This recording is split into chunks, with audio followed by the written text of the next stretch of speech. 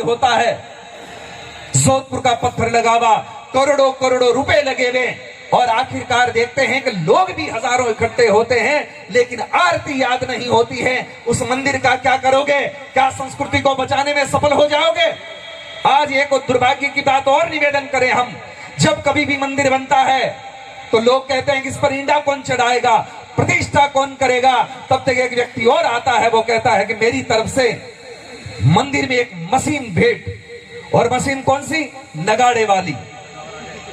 ये आप लोगों को तो बहुत बढ़िया लग सकता है, लेकिन मैं भारतीय संस्कृति को भविष्य भापते हुए ये बात कह सकता हूं, ये सनातन धर्म का और हिंदुओं का सबसे बड़ा दुर्भाग्य है कि आप अपने सनातन धर्म को मंदिरों से बाहर निकाल रहे हो उस मशीन के द्वारा। मशीन जाती है, बस एक खटका गिराया और धड़ाधड़ शुरू हो जाता है। उसमें कितना नुकसान हुआ पता है? झालर बजाने वाला चला गया, नगाड़ा बजाने वाला चला गया, घंटी बजाने वाला चला गया।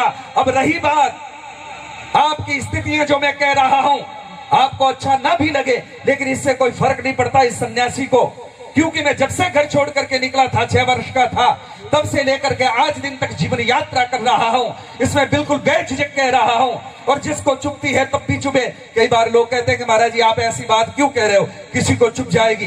मैंने कहा जब तक पैर में कांटा नहीं लगेगा तब तक आदमी अपने पैर को देखेगा भी नहीं कि चुभा क्या है। थोड़ा चुभेगा तो टंटोलेगा। आज दिन तक आप 15-15 सालों से, पता नहीं कितने सालों से भजन संध्याएं कर रहे हो, मंदिर में आकर के मत्था टेक रहे हो, नाक रगड़ रहे हो, लेकिन आरती याद नहीं है। आपको नहीं लगता कि आपका सबसे बड़ा दुर्भाग्य है?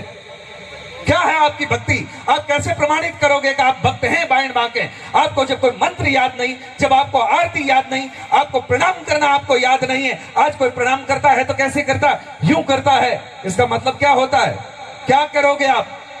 कुछ चीजें साधु संतों की सन्निधि में बैठ करके सीख लो, काम आएगी। लेकिन आजकल गुरुओं की भी कोई कमी नहीं है। बड़े बड़े होते हैं, उनको माइक से जो कुछ कहना सो कहना, लेकिन संस्कार देने में वो भी असमर्थ रह रहे हैं। भीड़ जुटाना सरल है, लेकिन संस्कारी 5 लोग तैयार कर देना बहुत बड़ी बात है। महाभारत के युद्ध को देखेंगे तो एक तरफ 3 करोड़ लोग थे और एक तरफ भगवान कृष्ण मात्र 5 बच्चों को लेकर के खड़े हुए थे, और उस पूरे महाभारत के युद्ध के निर्णय को बदल करके रख दिया। ये संस्कारों की बात होती है, सनातन की बात होती है, परंपराओं की बात होती है। इसलिए निवेदन करना चाहता हूं, मंदिरों से ये जितनी भी मशीनें हैं जल्दी से जल्दी बाहर निकालो। और आजकल आरती याद नहीं होती तो क्या हुआ पता है?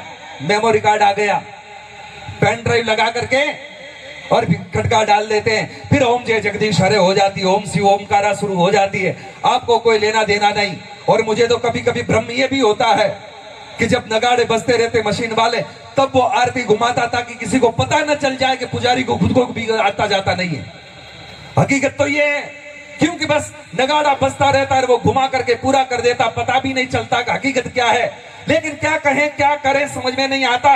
जितने मंदिर बन रहे हैं, जितने मठ बन रहे हैं, मुझे नहीं लगता है कि सुधार केंद्र है। मुझे लगता है कि नशे की फैक्ट्रियां खोल रहे हो। जितने भी भारतवर्ष में कहीं पर भी जाकर के देखता हूं, बड़े बड़े मंदिर होते हैं, वहां पर हर आदमी वहां बैठा क्या करता है? या तो हथेली चाटेगा या फिर गोचे चूसेगा। इससे ज्यादा हमने कुछ नहीं देखा है। ये दुर्भाग्य है सनातन धर्म का। इसलिए ये बातें आंखों से देखी हुई कह रहा हूं। आपको बुरा लगे तो सुधरने का प्रयत्न करना, ताकि सनातन धर्म अपने पैरों पे खड़ा हो सके। वरना एक समय ऐसा आ जाएगा कि इसको पूरा विकलांग कर डालोगे तुम।